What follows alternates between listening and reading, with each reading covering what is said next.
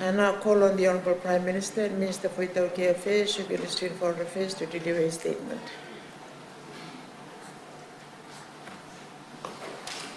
Thank you, Madam Speaker.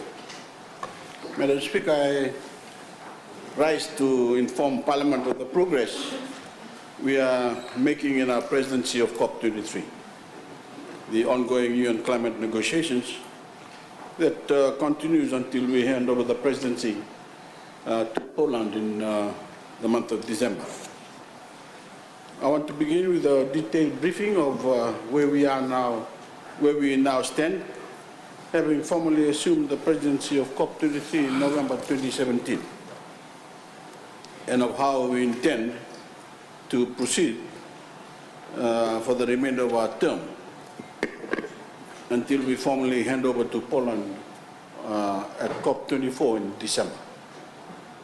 Madam Speaker, a great deal has been achieved by the Fijian COP team since I last briefed the House, and I'm sure that this will be universally welcomed, because we have not only carried out the role of COP President with distinction by moving the UN climate negotiations forward, we have also succeeded in branding COP23 in a distinctly Fijian way.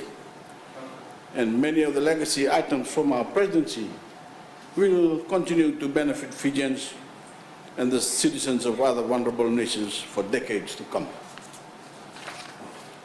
They include historic agreements on agriculture, the importance of women as well as indigenous people and communities in the climate battle, a global scheme to provide access to more affordable insurance for climate vulnerable nations, and a recognition by many in the global community through Fiji's Ocean Pathway initiative of the inextricable link between climate change and the health of our oceans. Something that is obviously of critical importance to Fiji, our Pacific neighbors, and indeed every nation on earth. They are just some of the many initiatives that emerged from COP23 in Bonn in November. And I urge honourable members of the House who have not already done so, along with every Fijian, to read the full list of achievements on our website, cop23.com.fj. Madam Speaker, a number of global climate initiatives we are spearheading through our presidency actually carry Fijian names. The Fiji Momentum for Implementation decision underscores the importance of making the Paris Agreement of 2015 operational as soon as possible, with the implementation guidelines to be finalized at COP24. This decision also means that there will be a stocktake on pre-2020 action in addition to the Talanoa dialogue, which I will return to shortly. The Cornivia joint work on agriculture strengthens the potential for climate adaptation and mitigation programs to safeguard our food security. The Fiji Clearinghouse on risk transfer connects vulnerable nations with information about access to affordable insurance. And the Suva dialogue on loss and damage will provide an important opportunity to raise awareness about the particular vulnerability of small island developing states, and to, of course, explore options for mobilizing expertise, technology, and support. Madam Speaker, all these are new part of the climate action agenda across the world. They are giving us a global reputation as a motivator for more decisive action way beyond our relative size and influence. And every Fijian can be very proud of our achievement. Foremost of this initiative is the 2018 Talanoa dialogue that will be a centerpiece of COP24 when Poland takes over the COP presidency from Fiji in December. But Fiji will continue to preside over the Talanoa dialogue in partnership with Poland even after our formal term as COP president has ended.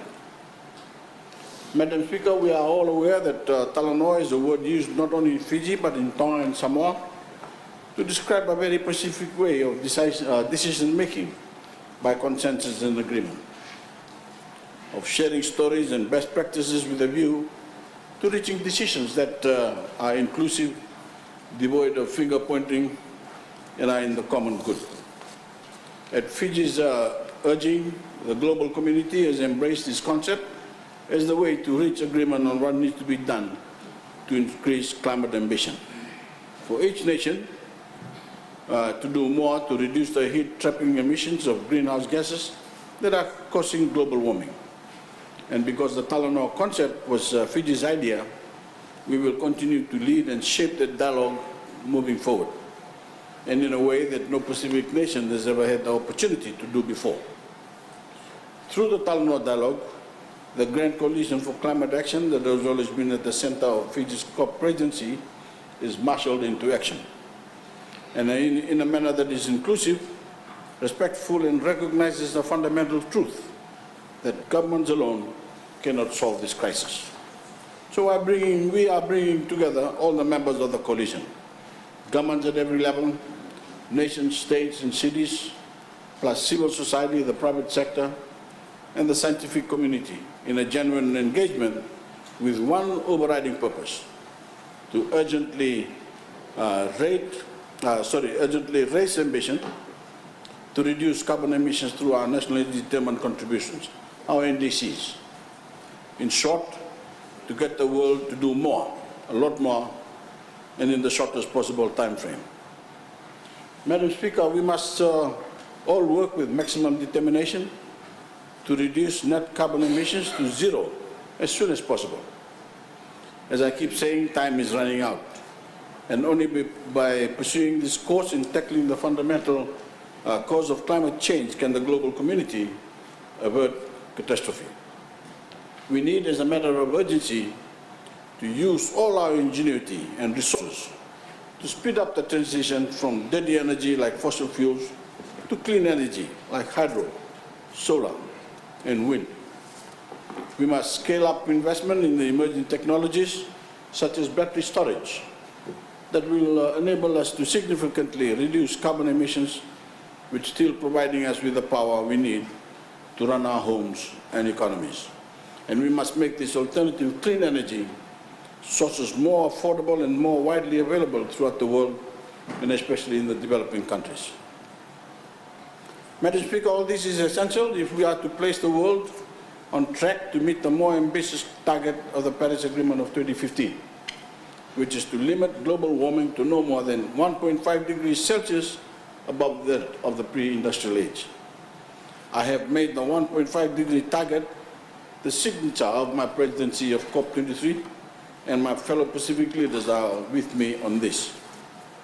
I repeat, we need the cooperation and assistance of every nation, every government at state, regional, and city level, all branches of civil society and the private sector, scientists, and ultimately every single person on earth. Maximum ambition, maximum action. Madam Speaker, the Talanoa dialogue takes our presidency in a new direction this year, and it must not fail. Fiji and Poland have been entrusted by the global community to ensure that this process delivers, and we look to our Polish partners at COP24 to work as closely as possible with us to make it happen. But Madam Speaker, we also needed to refine our own COP23 team to meet the changing demands of our presidency. And to meet the challenge, I've decided that we need to make a change to the Fijian delegation on COP, to have the most integrated and dedicated team possible to maximize the chances of this dialogue succeeding. That is why I have chosen Ambassador Luke Donivalu to assume the job of chief negotiator, replacing Ambassador Nazat Shamim Khan for the remainder of our term. I've already expressed my thanks to Ambassador Shamim Khan for her role in making our COP presidency the success it has been so far. But I've come to the view that because we are now moving to a new phase of our presidency with the Talanoa dialogue, we needed a rejuvenated team, unquestionably willing to work with all members of the COP23 presidency team. Ambassador Danivalu has the personal qualities and experience to shape the consensus of the ambition, for more ambition the world needs to reach. He is a team player, and I'm convinced that he has the leadership skills, patience, and perseverance that can bring our grand coalition together for this mission and give the Talanoa dialogue the best possible chance of succeeding. I've asked Ambassador Donivalu to co-chair our presidency dialogue with a team with the UNFCCC high-level champion minister, Ines Ratu. While the final dialogue will be between parties to the Paris Agreement, it is crucial we effectively communicate the views of non-party stakeholders and scientific institutions with whom the champion has been working. Madam Speaker, I am sure that every member of this House joins me in congratulating Ambassador Donivalu on his appointment and wishing him the very best.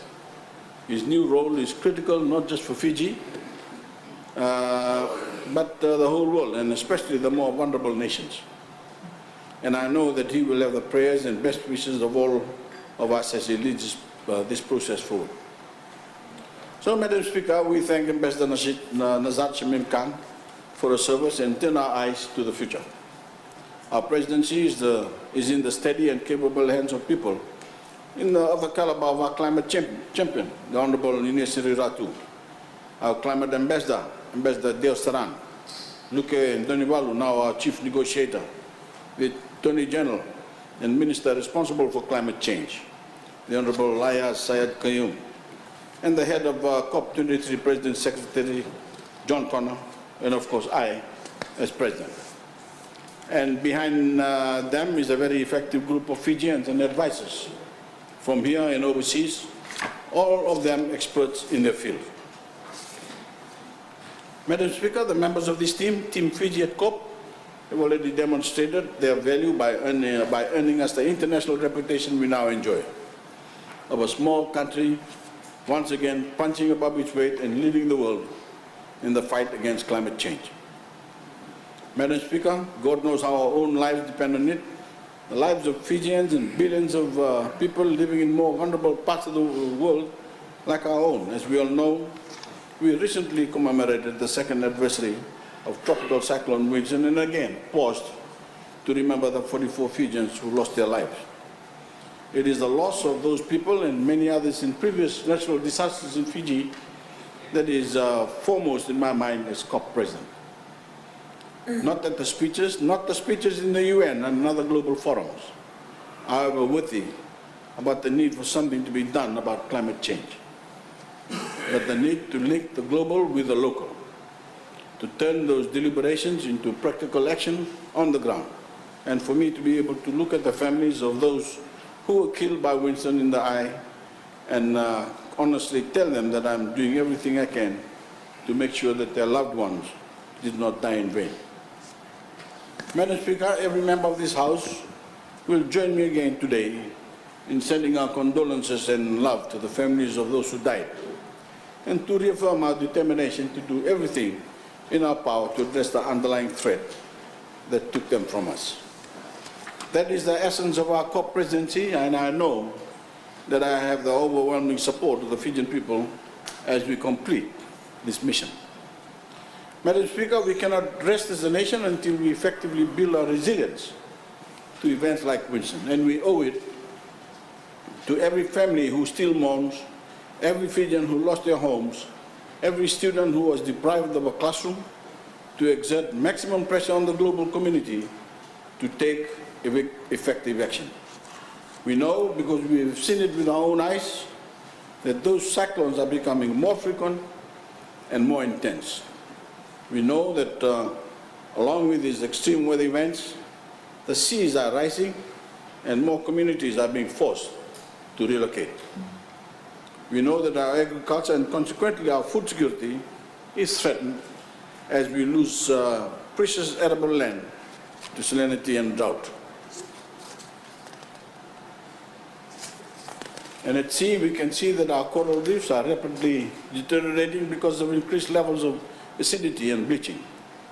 Madam Speaker, every honorable member of this House, every Fijian, will be alarmed by the prediction that our reefs would be extinct by the end of the century.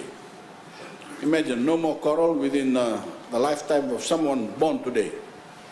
It cannot happen and it must not happen. or all of that we hold dear as Fijians and Pacific leaders will be lost. A part of us, Madam Speaker, will die. As I keep saying, climate change is the greatest challenge humanity has ever faced, and we owe it to ourselves and to future generations to act with urgency and decisiveness to reverse this process once and for all. Madam Speaker, there is an old saying that God helps those who help themselves. That is also why we have taken on the COP presidency. We aren't sitting in Fiji playing victim. We are going out into the world to play a really leading role in confronting this challenge head-on, assembling some of the best minds that we can muster at home and linking them with experienced outsiders, including some of the most talented people in the climate field in the world. Madam Speaker, our COP campaign has provided us with definitive proof of the value of a small nation like Fiji, partnering with others, whether it is partnering with Germany to enable us to preside over COP in Bonn in the first place, or partnering with those non-Fijians in our team who have not only enhanced our skills but have assisted our fundraising. These members of our wider support have helped us gain access to $26 million US in donations from a range of countries and organizations, which as COP President, I again want to acknowledge and thank today. The Asian Development Bank, Australia, Belgium, Canada, China, the Climate Works Foundation, the European Union, Estonia, France, Germany, the German Development Agency, GIZ, India, Italy, Japan, Korea, Luxembourg, New Zealand, Norway, Qatar, Russia, Spain, Switzerland, the United Kingdom, the United Nations Development Program, and early in our presidency, the United States. Some of these nations, Madam Speaker, have also contributed in other ways. Germany, with its generating hosting of COP23 in Bonn, plus the 110 million euros that Germany has contributed to the Resilience Global Partnership. They have given 110 million euros to that, and that will bring affordable insurance and other financial protection to millions of vulnerable people around the world. Britain has contributed another £13 million to this important COP23 legacy initiative, and Fiji is also very grateful for that. Madam Speaker, this long list of nations and organizations are truly Fiji's friends, and I seek your indulgence to please ask the House to acknowledge their generosity in the usual manner. Thank you. Hey,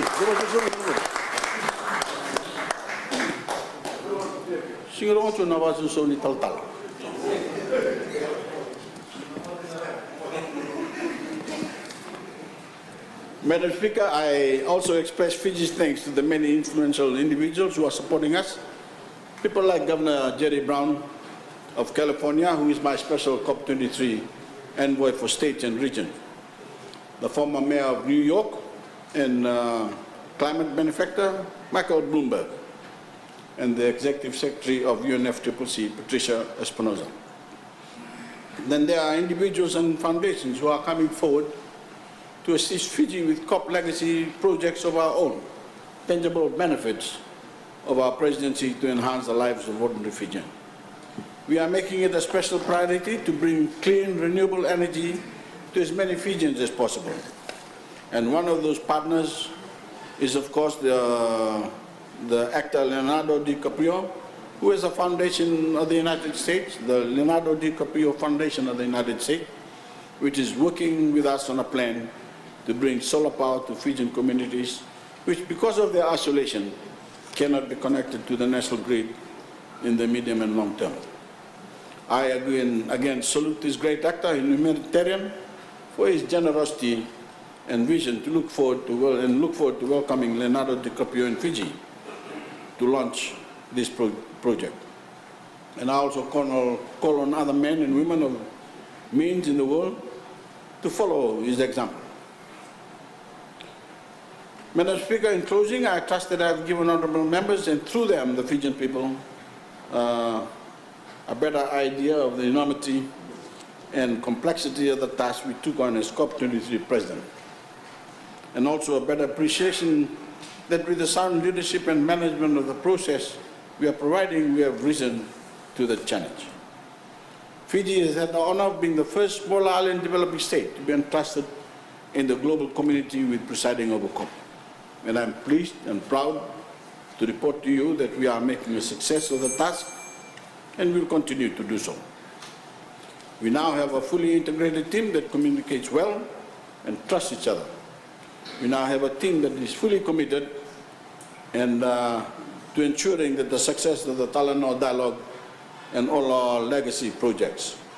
And we are well equipped to lead the climate action struggle all the way to COP24 in Poland and beyond, when the snow will be up to here.